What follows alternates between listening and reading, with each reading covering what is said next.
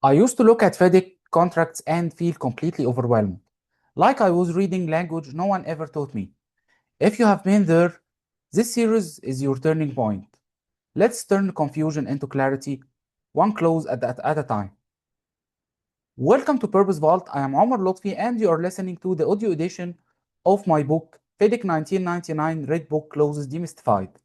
This is more than just reading. It's a practical breakdown of the clauses that shape your construction projects. Whether you are managing contracts, reviewing claims, or leading on-site execution, this series will help you understand your rights, responsibilities, and legal footing clause by clause.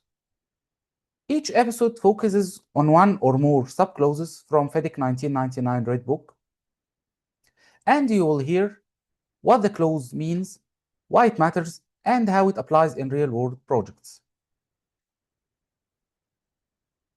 And without any further ado, let's start. Clause 1. General Provisions. Subclause 1.1 Definitions. The contract. The term contract encompasses several critical documents, including the contract agreement, the letter of acceptance, the letter of tender, these conditions, which means the general conditions, of course, the specifications, the drawings, the schedules, and any additional documents listed in the contract agreement or the letter of the letter of acceptance. This broad definition ensures that all relevant documents are considered part of the binding agreement between parties, providing a comprehensive framework for the project. Contract agreement. The contract agreement refers to the agreement mentioned in subclause 1.6. This agreement formalizes the contractual relationship between the employer and the contractor, detailing the terms and conditions agreed upon. It serves as the primary document that legally binds both parties to their respective obligations. Letter of acceptance. The letter of acceptance is the formal acceptance of the contractor's tender, signed by the employer. It may include annexed memoranda detailing agreements signed by both parties. If there is no separate letter of acceptance, the term refers to the contract agreement itself. The date of issuing or receiving the letter of acceptance is considered the date of signing the contract agreement, marking the formal commencement of the contract. Letter of tender. The letter of tender is the document completed by the contractor containing their signed offer to the employer for the works. This document signifies the contractor's proposal and intent to undertake the project under the specified terms and conditions. Specification. The specification document outlines the detailed requirements and standards for the works as included in the contract. It also covers any additions or modifications made to the original specifications, ensuring that the project adheres to the agreed technical and quality standards. Drawings. Drawings refer to the visual representations of the works included in the contract. This includes any additional or modified drawings issued by or on behalf of the employer. These drawings provide a clear and detailed depiction of the project, serving as vital reference for the construction activities. Schedules. The schedules document includes various lists and data, such as bill of quantities, rates, and prices, completed by the contractor and submitted with the letter of tender. These schedules form an integral part of the contract, detailing the quantities and costs associated with the project. Tender. The term tender encompasses the letter of tender and all other documents submitted by the contractor with the letter of tender.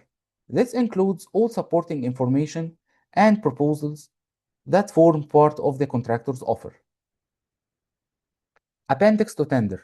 The appendix to tender comprises the completed pages attached to the letter of tender, forming an integral part of it. This appendix includes additional details and specifications related to the contractor's offer. Bill of quantities and day work schedule. The bill of quantities and day work schedule are specific documents included in the schedules. The bill of quantities lists the quantities of work items required for the project, while the work schedule outlines the labor and material to be paid for on a time basis. These documents are crucial for cost estimation and financial management of the project. Subclause 1.1.2 Parties and persons. Party means the employer or the contractor as the context requires. This definition clarifies that whenever the term party is used in the contract, it refers specifically to either the employer or the contractor.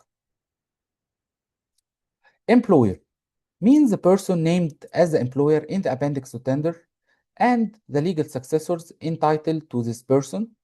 The employer is the entity that commissions the work and holds the primary responsibility for the project. Contractor means the person or persons named as contractor in the letter of tender accepted by the employer and the legal successors entitled to this person or persons. The contractor is the entity responsible for carrying out the work as specified in the contract. Engineer means the person appointed by the employer to act as the engineer for the purpose of the contract and named in the appendix to tender, or other person appointed from time to time by the employer and notified to the contractor under subclause 3.4, replacement of the engineer. The engineer acts as the employer representative overseeing the execution of the contract. Contractor's representative means the person named by the contractor in the contract or appointed from time to time by the contractor under subclause 4.3 contractor's representative who acts on behalf of the contractor. This person is responsible for managing the contractor's obligation on site. Employer's personnel means the engineer, the assistants referred in subclause 3.2 delegation by the engineer, and all other staff, labor, and other employees of the engineer and of the employer, and any other personnel notified to the contractor by the employer or the engineer as the employer's personnel. This includes all individuals who work under employer's directive. Contractor's personnel means the contractor's representative and all personnel whom the contractor utilizes on site, who may include the staff, labor, and other employees of the contractor and of each subcontractor, and any other personnel assisting the contractor in the execution of the works. This definition encompasses all individuals working under the contractor's direction. Subcontractor means any person named in the contract as a subcontractor or any person appointed as a subcontractor for a part of the works, and the legal successors in title of each of these persons.